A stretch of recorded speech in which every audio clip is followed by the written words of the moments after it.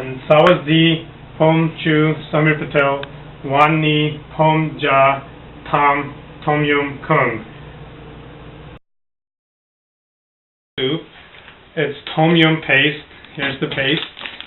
Bought it at a traditional Vietnamese restaurant. It's Thai. We have shrimp here. We have mushrooms here. And we boil it in water. And we put one of the paste in already in there.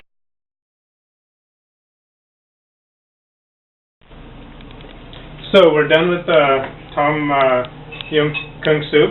And this is what it looks like once it's done.